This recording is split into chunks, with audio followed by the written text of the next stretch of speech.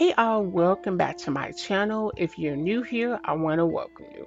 This is the Dr. Shabai Show, and on this show, we talk about feminism, how feminism has destroyed society, as well as relationships, marriages, and dating. But then we also talk about hot topics, things that are going on in society. Today, I want to talk about a woman that I saw on TikTok, and she is the founder of Juicy Body Goddess, and everybody's been talking about her boutique, and she has many TikTok videos. And what she did was create an experience for plus size women to when they go shopping. I want to show you some of the videos that are on TikTok, as well as an interview that she did. And so I want to kind of talk about it. Again, I do want to do this disclaimer. This show is not about hating anybody. So anyone that sends me an email or reach out to me and you say that I hate women, that is simply not the case. So what I am trying to do with this channel is to give women a way to hear what men say, except making it less harsh. And it comes from a place of care, because me struggling with my weight, I know the struggle of maintaining and keeping the weight off. Since I'm older, I have been committed to going to the gym, to getting a personal trainer, and making sure that I eat better and eat right. Because I'm telling you, when you are younger, those things you don't really think about, because you're still getting attention from men and you're still, having partners you sleep with. But when you get after the age of 30 and you have a lot of weight on you, it affects your joint. It affects your heart. It affects, if you're going to get diabetes, it affects how long you live. These are things that people don't say. So yeah, I want to show you these videos. Then we're going to come back and talk about it. But I do want to say thank you for everyone that's continued to watch my videos. Please like, subscribe, and share. Let's get started.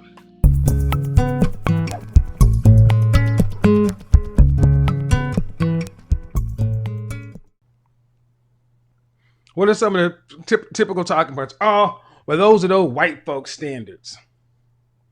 Right. Go back and look in your family album, and I guarantee you, you don't see no 250-pound big mamas back into the 1900s. It's the diet and it's the lack of exercise. That's really what it comes down to. Good, that look good. Said you want to make them scream on the boat. Yeah. They gonna howl to the moon. Okay. Everyone, this is beautiful Perry, and she came all the way from South Carolina to visit me, and she is looking for a graduation. She's graduating from college with psychology, which is not an easy major, so we want some congratulations for that. And she's looking for a very beautiful, elegant, maybe a little nasty graduation dress, so stay tuned. This is so beautiful and you love her. I love this. I love it. It is definitely elegant. It's definitely goddess status. I love that on you. Hitting that every outfit so far, baby. You hitting with every outfit so far.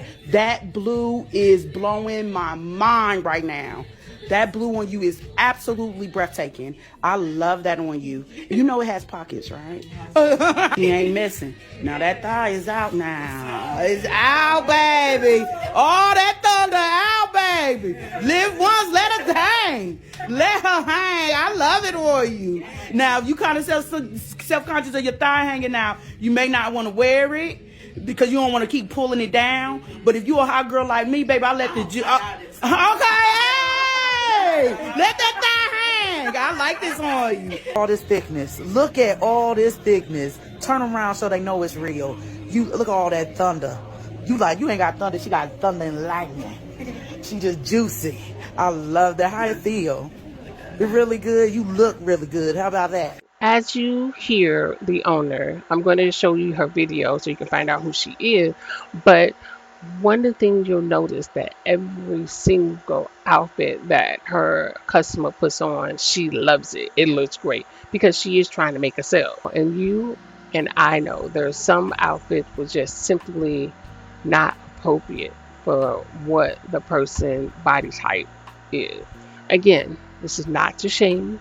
This is also not to say that, big women definitely shouldn't be able to go somewhere and have a wonderful experience, but you want to be honest. It is so weird because back in the day, someone who was overweight would always try to cover up.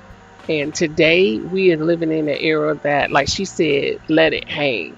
And we all have to look at it. And you better not say anything negative. Next, I want to show you the story of the owner and why she opened up this boutique for plus size women. Our next guest is the owner of the plus-size boutique, Juicy Body Goddess, a place where you have to be to something to do something. I love that. Not only does Summer Lucille cater to plus-size women, she lets them know they're worthy of looking good and being loved. Watch. My name is Summer Lucille. I am the owner and founder of Juicy Body Goddess, which is a plus size only boutique, and I deal confidence. So my favorite line is, you got to be to something to do something, which was one of my lines that initially helped me go viral in 2021. You got to be to something to do something. The stigma around women being over 200 pounds is this or that. Well, in my store, I want you to know you have to be over 200 pounds to play. So I want to break the ice, and when they come in, we just treat them like queens and princesses and just cater to them. And I want them to walk out of there just feeling better than they did when they walked in. It feels good to be nice. It feels good to give somebody, a stranger, a compliment. You never know what people are going through. It makes me feel good. I don't know about other people, but I love uplifting people. It's like my purpose, and uplifting. Every compliment I give somebody is feeding this confidence angel inside of me. Wow, wow, wow. Welcome to DBL, Summer Lucille. Yeah. I'm so happy to be here. Hey, sis, hey. Okay, I'm like a fan. I've been following you. Okay, so Summer, very few people get to fulfill their purpose in life. How did your mom help you to fulfill yours, or at least to get the inspiration to do so? Not only did she encourage me with words and empower me as just a little girl, she also lived her purpose, and she lived out loud, and she lived in confidence. So not only did I hear it, that you're the prettiest little girl that ever walked this earth, she also walked with her head up loud and proud. And not only my mom, my dad, showing how my dad showed love to my mother, and my aunties are divas. So I was just born for this. I was just born for this. Wow. I just want to nerd out a little bit about your store. Even if you have to talk about like the architecture or where you place things, how does it specifically change the way plus size women see themselves when they shop? Because there's a line for a reason that the energy shifts when they walk in. We have, as plus size fat girls all my life, and you can survey many other plus size women. When we walk into a store, we do not have any space anywhere we can feel comfortable. We have a little dark corner of just plus size that looks really bad, but when you come into my store, you can fit everything, and everything looks good. And that's just that automatically gives these women a place that feel like they are wanted and they are here on purpose. So I want to make sure they look good and they feel good when they walk through my doors. Bravo. You've got great taste. I'm looking at all those clothes. The bronze one? I like the bronze one. My gosh, you got great taste. Thank you. Summer, we love your passion. This is an important question. What do people not realize about the damage they're doing when grouping overweight and unhealthy people together? It's pushing a negative narrative that is not really honestly fair. I am the fattest I ever been in my life, and I am the healthiest. You would have looked at me 15 years ago doing a Kanye pepper diet, doing a cabbage, only cabbage, watermelon diet, boiled egg diet. I was very unhealthy. I go to the doctor, I'm very healthy, and it's very unfair to push your fat phobia and use that as a way to push your hate onto fat people while bringing that unhealthy argument into the conversation. Yes, there are unhealthy skin skinny people. There's Yep. unhealthy fat people. So nobody should really be telling you if you're healthy or not, unless it's your doctor. That's the only person that should ever tell you if you're healthy or not. So that I just do not like that narrative when people bring that into conversation. Beautifully stated. And bringing up just like pressure, I think about prom. There's a lot of pressure when it comes to prom and finding that perfect dress. How did your own prom play into wanting to give other girls the perfect experience? I look back, and at the time of my life when I was going through prom, it was a very, very horrific experience for me. But I thank God I went through it, because if I didn't go through that, I wouldn't be able to help these girls that I'm helping today. I know how I feel not to find a dress. I know how I feel to be the fattest girl in the room. I know how I feel to not want to sit in the front of the room because you think people are going to the classroom, because you think people are going to make fun of you while they're sitting in the back of the room. So I know this. So my life experience was able to, and I healed myself so I can heal these other girls and show them that their insecurities are actually beautiful, and to embrace them and to move forward. And it's a privilege. And again, it healed me, because some of these girls lost their mother, lost siblings, dealing with cancer. And back then, all I couldn't do is find a dress. Now I look back on my pictures and felt I was loved, and I appreciate it. So it healed me while I'm healing these young ladies. Testimony teaches. Yes, Summer, we have about 30 seconds left, but what do you have to say to the people watching and struggling to love their size? You have to love yourself. Get around people that love you just as much as you love yourself. Get in that mirror, tell yourself you're beautiful, and focus on the stuff you love about yourself. And your size is just a number. I promise you. And your final hour is not because I couldn't wear those jeans. It's going to be who I loved, who loved me, your children, your family. Weight is it has no weight, no pun. So love yourself. Don't get discouraged. And you can just come and get something from me. I'll get you all cute. Yes. Summer, our viewers are loving you. I just want to end on this note. Beauty's Whole Health right. So many things to say about this interview. The first one is, I get it. When a woman goes to the store, she does want to feel pampered and special. I totally agree with that. However, the person who is selling her the clothes should also be honest. So, like, if you have a stomach that is super big and it hangs down to the floor, that claims to care about her customers and women and want to build confidence, you would not encourage her to wear something that's like a half shirt that will have her stomach hanging out. And we still are living in a very cruel world. You can tell her all day, yeah, you look good, you look beautiful, but when she goes out in public, people are going to stare if her stomach is so big and it's and she's exposing it. That is not someone that really loves and cares about women, because I wouldn't want my daughter to do that, or a loved one. So why would you encourage someone who's you're taking their money and you're telling them, oh yes, you look beautiful? That simply is not the case. There comes a responsibility as a person who is selling clothes to another person. Don't just tell them you look good and everything just so you can make a sale.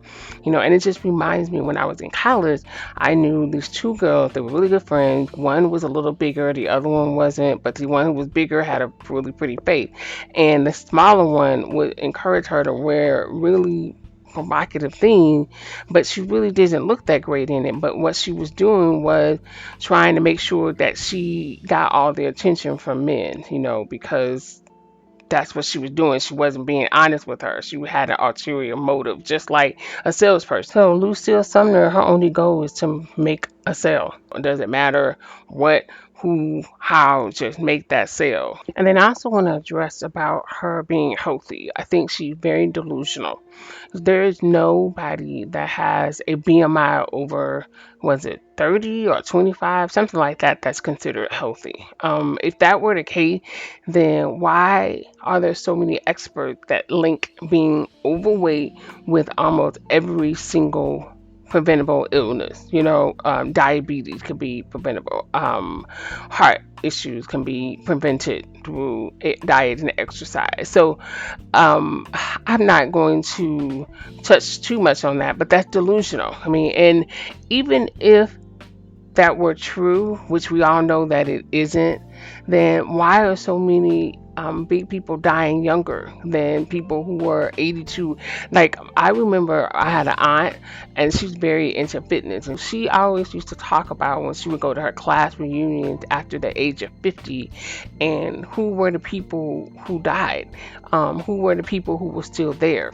99% of the time, the one that were dying younger were people who were overweight and obese. And so the other part, of course, it's easier to just not address weight. It's easier to just pretend that you're not fat and not even have a discussion, because who doesn't like fried foods? Who doesn't like pizza?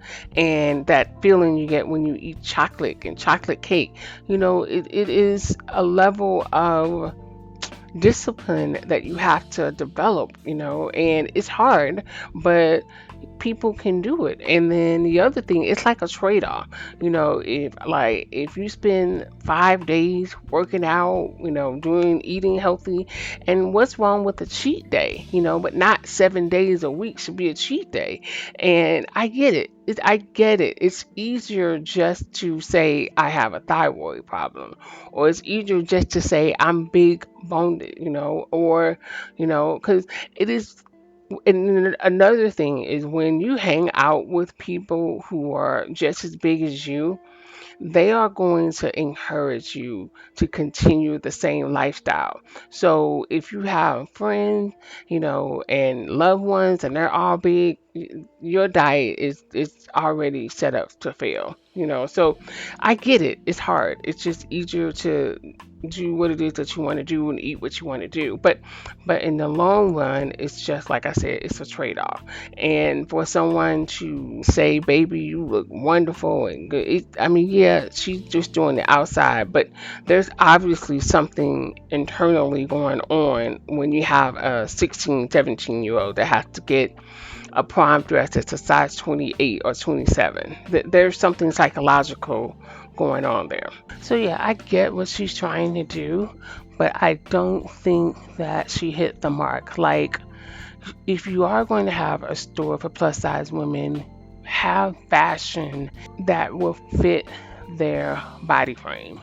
Not, just because they make, the clothes in a size 26 or 28 or whatever, doesn't mean that you should wear it, because what looks good on someone that's a size 4, 8, or even a 10 is not going to look the same when someone weighs 400, 300 or 400 pounds. And you can't force society to accept it, but you should have clothes that represent grace. You should have clothes that, even if you were a size 4, you still should not, wear clothes that expose every inch of your body. I mean, that's just my personal opinion. That's my video. I would love to hear what you think. Please leave a comment. And again, this channel is definitely not about hating. It's not about bashing. It is about helping women to see things in a different way. And I am not a man, so I'm not as harsh. I am honest, but yet I am doing this coming from a place of love and respect. So again, everyone has watched my video. I really, really appreciate it. Thank you so much. Until next time, this is Dr. Shabai. Bye.